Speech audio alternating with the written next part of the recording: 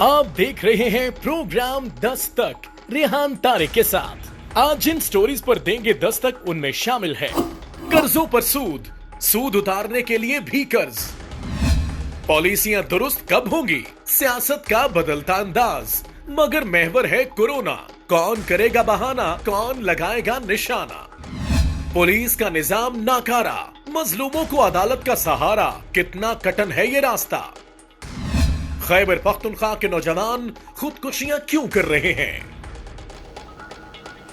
अस्सलाम वालेकुम, मैं हूं रेहान तारिक और आप देख रहे हैं दस्तक। मुल्क की मईशत इस वक्त कर्ज की दलदल में खड़ी है और खौफनाक बात यह है कि कर्जों की ये दलदल जो हुकूमत ने खुद ही तैयार की है, इससे निकलने के लिए खुद हुकूमत के पास कोई काबिल अमल हल दस्तयाब नहीं है। पाकिस्तान तहरीक इंसाफ हुकूमत को इख्तिदार में आए तकरीबन 2.5 साल का अरसा बीत चुका है और इन 2.5 सालों में तहरीक इंसाफ हुकूमत ने कर्ज लेने में साबिका हुकूमतों के तमाम तर रिकॉर्ड है। इस वक्त मुल्क का मजमूई कर्जा 36,000 अरब से तजावुज कर चुका है, जो मुल्क की जीडीपी का 87% बनता है। यानी अगर आज हम मुल्क का कर्जा उतारना चाहें तो जीडीपी के 100 में से 87 रुपए महज कर्ज अदायगी में जाएंगे। ये डेट टू जीडीपी शरह जो इस वक्त 87% है, वो पाकिस्तान मुस्लिम लीग नून के दौर में यानी 2018 में 72% थी और पाकिस्तान पीपल्स पार्टी दौर में यानी 2013 में 63% थी।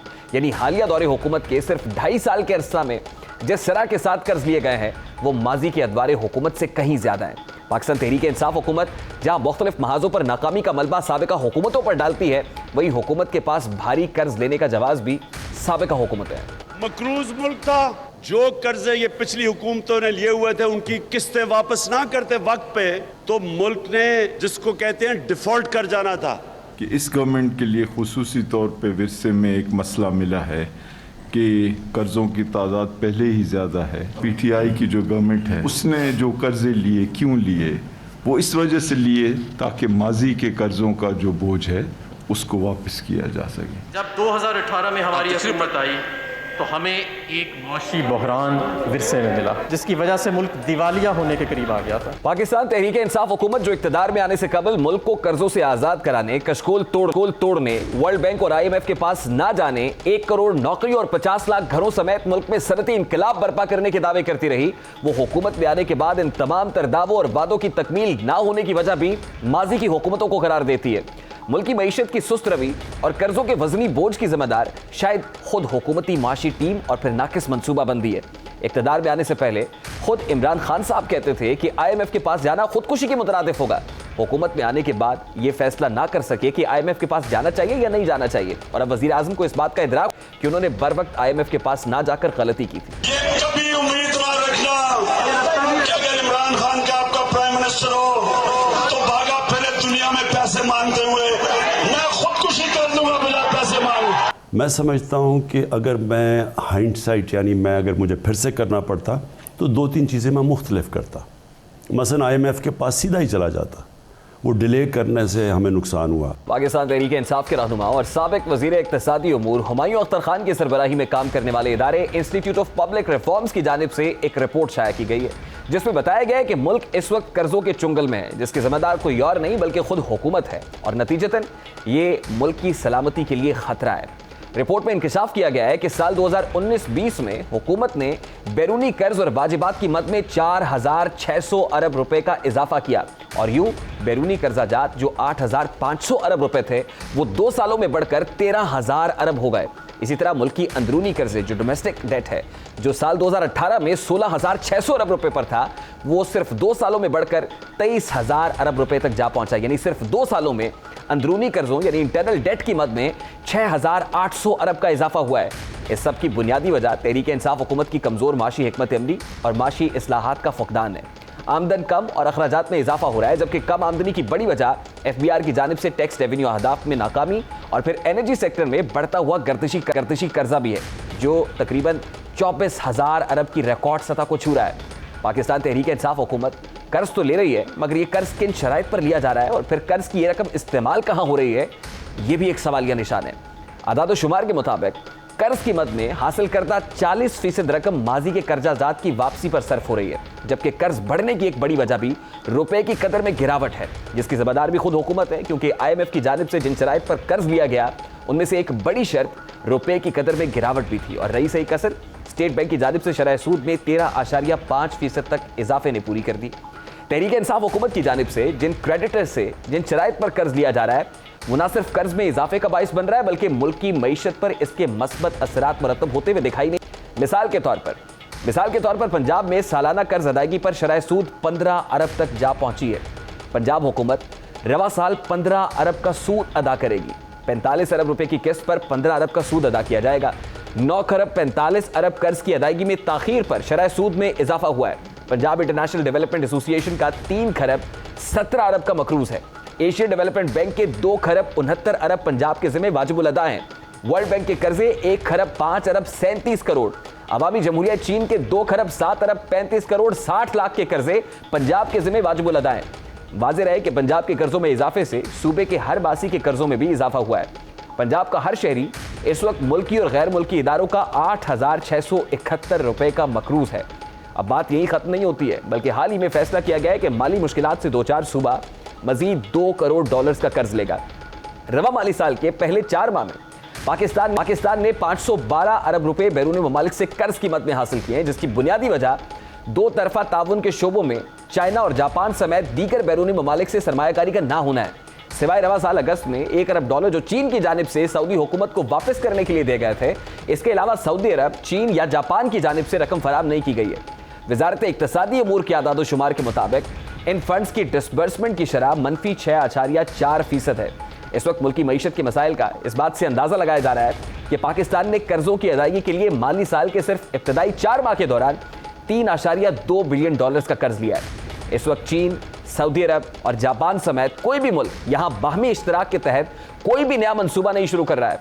कोई मुल्क सरमायाकारी को तैयार नहीं है। बरामदात में कमी हो रही है, मकामी सनत चल नहीं रही है। सियासी क़यादत माजी की हुकूमतों के पीछे छुप कर पाकिस्तान के कर्जों में इजाफा कर रही है। ये यहाँ की सियासी रवायत है कि इल्ज़ाम लगाएं और हुकूमत करें। हर नई आने वाली हुकूमत को कर्जों का जिम्मेदार करार देती है। यूं कह लें कि कशकोल बन चुका है कौमी निशान हमारा। आज पूछे जरदारी साहब को, जरदारी साहब ये $6 करोड़ आप कहां से लेके आए हैं? इस सवाल का जवाब उनके पास नहीं है, मां सिवाय वो जो साबित हो चुका है कि पाकिस्तान के अवाम के खून पसीने की कमाई है। जब से पाकिस्तान बना है तब से आज तक जितना कर्जा लिया है उससे आपने अपने 4.5 साल में 3 गुना ज्यादा कर्जा ले लिया है। अब आप क्या समझते हैं कि ये कर्जा कौन उतारेगा? मौजूदा हुकूमत जिस तरीकाकार से कर्ज ले रही है, जीडीपी और कर्ज की शरह को 2.5 सालों में 72% से 87% तक पहुंचा दिया गया है। अगर सूरत हाल यही रही तो जीडीपी और कर्जों का तनासुब 102% हो जाएगा, यानी मुल्क पैदावार से ज्यादा कर्ज में होगा। सवाल पैदा होता है कि माजी की हुकूमतों पर इल्जामात आयद करने वाली तहरीक इंसाफ 2023 में आने वाली हुकूमत के लिए क्या छोड़कर जाएगी? कशकोल तोड़ने के दावेदार कशकोल को कौमी निशान क्यों बना रहे हैं? जीडीपी से कम होना किस कदर खतरनाक सूरत हाल की तरफ निशानदेही कर रहा है? तमाम सवालों का जवाब देने की कोशिश करेंगे। इस वक्त पार्लिमानी सेक्रेटरी बराए इक्तिसादी अमूर मोहम्मद याकूब शेख हमारे साथ मौजूद है, पाकिस्तान तहरीक इंसाफ के रहनुमा। उनसे बात करते हैं। बहुत बहुत शुक्रिया शेख साहब आपके वक्त के लिए। शेख साहब, सबसे पहले तो ये बताइएगा कि इसमें तो कोई दो राय नहीं है कि 2.5 साल के असना में जितने कर्जे पाकिस्तान तहरीक इंसाफ हुकूमत ने लिए वो रिकॉर्ड तोड़ है, लेकिन इसका जवाब पाकिस्तान तहरीक इंसाफ हुकूमत ये देती है कि माजी के कर्जों को उतारने के लिए हुकूमत मजीद कर्जे ले रही है। अब मेरा सादा सा सवाल यह है कि जिन शराइत पर कर्जे लिए जा रहे हैं, जिन कंडीशंस पर मिल रहे हैं और कमर्शियल बैंक्स का रुख किया जा रहा है, वो तो यकीनन एक क्वेश्चन मार्क है ना, उसका क्या जवाब है पाकिस्तान तहरीक इंसाफ हुकूमत के पास? बिस्मिल्लाहिर्रहमानिर्रहीम। देखें, होता ये कि गवर्नमेंट अपने रिक्वायरमेंट्स के हिसाब से बैंक्स पर अप्रोच करती है, कोई नई बात नहीं है, दुनिया में हर जगह ऐसे होता है। और बात जो कर्जे लेने वाली बात है, अगर आप इंटरनेशनल लोन्स की बात कर रहे हैं तो मैं थोड़ा सा उसमें आपसे वजाहत चाहता हूँ, आपसे पूछना चाहता हूँ कि आप इंटरनेशनल लोन्स की बात करें, आप डोमेस्टिक लोन्स की बात कर रहे हैं। पर्टिकुलरली देखिए सबसे पहले तो एक्सटर्नल लोन्स का मामला है, और अगर एक्सटर्नल लोन्स के जो स्टैट्स मैं आपके सामने रखूं तो उसमें तकरीबन 8,500 अरब रुपए के एक्सटर्नल लोन्स थे जब आपने हुकूमत संभाली थी। इस वक्त वो वॉल्यूम तकरीबन 13,000 अरब रुपए तक पहुंच गया, यानी आपने उसमें 2 साल के असना के अंदर 4,600 अरब का इजाफा किया। When it comes to external loans, जो लोकल लोन्स हैं यकीनन उसके ऊपर भी आपसे बात करूंगा, लेकिन एक्सटर्नल लोन्स यकीनन आप जो इंटरनेशनल एजेंसी से ले रहे हैं, जिन कमर्शियल बैंक से ले रहे हैं, वो किन कंडीशंस पर ले रहे हैं और इस पर कितनी शरह सूद अदा करनी पड़ रही है, वो एक क्वेश्चन मार्क है शेख साहब। देखिए, मैं एक चीज आपको बताऊं, आपने खुद इंटरव्यू में बताया कि जो सूरत हाल थी, अब उसके ऊपर मेरे ख्याल में बार बार कहना अच्छा नहीं है, लेकिन मैं ये कहना चाह रहा हूँ कि देखिए, उस वक्त आपके पास जो किस्त अदा करने के लिए भी कुछ नहीं था आपकी किटी में। और आज आप देखें अल्हम्दुलिल्लाह आपके पास 20+ बिलियन, आज की जो फिगर थी 20.55 बिलियन डॉलर आपके पास मौजूद हैं कंट्री में। डॉलर्स आपके पास इतने आ चुके हुए हैं। और वो जो एक सूरत हाल थी जो 1.25 साल हमने गुजारा, वो अल्लाह जानते और हम जानते हैं कि किस सूरत हाल से हम नबरदमा हुए हैं। आपके मुल्क में कुछ नहीं था, आपने किस्तें अदा करनी थी और किस्तें हमारी वजह से नहीं थी, वो पिछली गवर्नमेंट की किस्तें थी, उन कर्जों के ऊपर किस्तें थी और प्रिंसिपल अमाउंट थी जो हमने पे की, और वो हमने 5 to 8 बिलियन डॉलर हमने पे किए। लेकिन अब अगर आप सवाल ये है शेख साहब, जो कर्ज आप ले रहे हैं वो सारे का सारा कर्ज तो माजी के कर्ज उतारने के लिए नहीं चुका रहे ना आप, उसमें से तकरीबन 40% का अगर वॉल्यूम माजी के कर्ज उतारने के लिए जा रहा है, तो बाकी कर्ज कहां लग रहा है सर? ऐसा नहीं है। आप अगर पूरी इकोनॉमिक सिचुएशन उस वक्त को देखें और आज की सिचुएशन को देखें, तो उस वक्त सिचुएशन ऐसी थी कि आप यकीन करें कि हमारे पास इतना कुछ नहीं था कि हमारी जो किस्तें 5 बिलियन डॉलर तो आपने खाली पे करने थे, जो आपकी प्रिंसिपल अमाउंट और इंटरेस्ट थी आपने उसके ऊपर पे करने थे।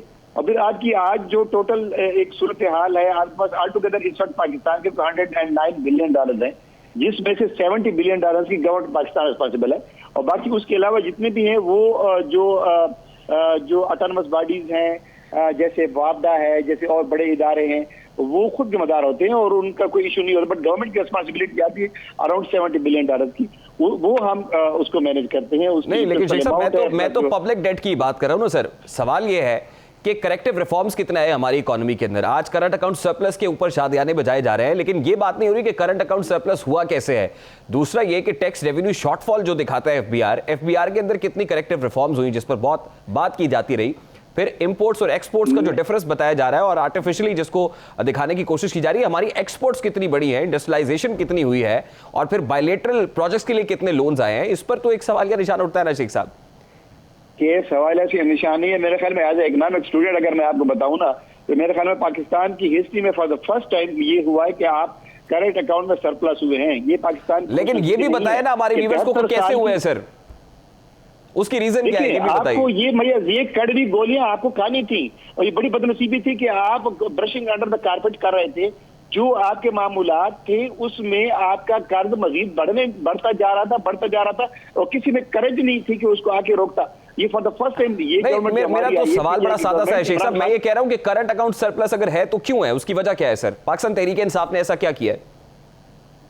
देखिए इसमें बहुत सारी चीजें, अब आप अगर चाहते हैं तो मैं आपको एक एक करके गिनवा दूंगा। आप एक तो आपकी इंपोर्ट्स का आपको कंट्रोल करना था।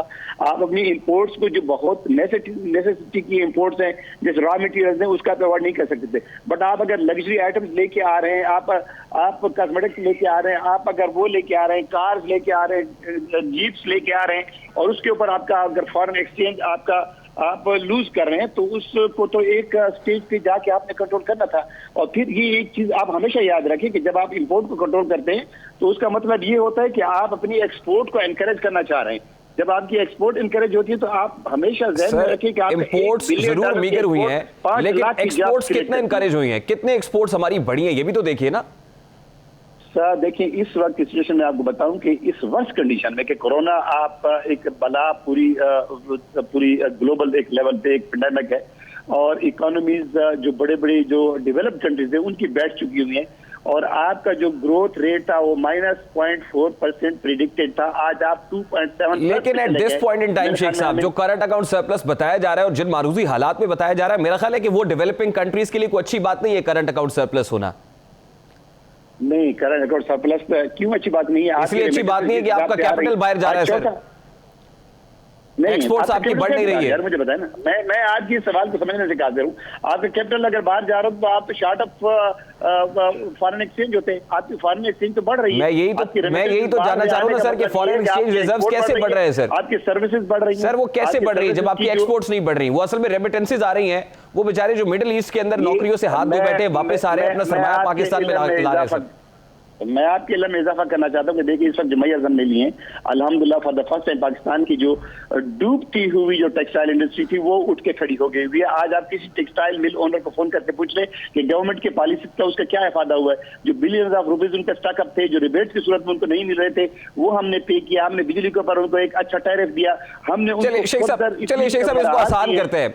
मुझे बताएं इस वक्त टोटल जीडीपी पाकिस्तान का उसका 87% कर्जों की मद में है सर, मतलब 87% जो हमारे डेट टू जीडीपी रेशियो है वो 87% तक पहुंच गई है। आप मुस्तकबिल करीब के अंदर क्या प्रेडिक्ट कर रहे हैं सर? मैं मुस्तकबिल करीब के अंदर अल्हम्दुलिल्लाह पाकिस्तान को बहुत अच्छी नेट पे जाता देख रहा हूँ। बड़ी पॉजिटिविटीज हैं और तमाम इंडिकेटर्स आपके जो इकोनॉमिक हैं वो बहुत ही पॉजिटिव हैं। और ये for the first time Pakistan की हिस्ट्री में ऐसी चीजें आई हैं जो ड्रास्टिक चेंजेस आपने स्ट्रक्चरल किए हैं, उसके नतायज जाहिर है ये कड़वी गोलियां थी, हमने खाई हैं और ये मजबूरी थी। अगर ये हम ना करते तो मैं आपको मेरा ख्याल है कि वो कड़वी गोली तो एक कॉमनर निकल रहा है, ना एम्प्लॉयमेंट अपॉर्चुनिटीज आ रही हैं, ना उस तरह से इंडस्ट्रियलाइजेशन बढ़ रही है, ना ही इन्फ्लेशन में कमी आ पा रही है। अल्लाह करे कि जो कड़वी गोली जो है जो एक आम आदमी निकल रहा है वो उसके लिए भी कहीं शीरी हो सके। बहुत बहुत शुक्रिया आपके कीमती वक्त के लिए। पार्लिमानी सेक्रेटरी बराए इक्तिसादी उमूर याकूब शेख हमारे साथ मौजूद थे। गुफ्तगू आपने सुनी। यहाँ एक ब्रेक लेंगे और ब्रेक के बाद जब वापस आएंगे तो फिर बात करेंगे कि कोरोना ज्यादा खतरनाक है या फिर कोरोना पर जो सियासत की जा रही है वो सियासत ज्यादा खतरनाक है। इस मामले को उठाएंगे इस ब्रेक के बाद हमारे साथ।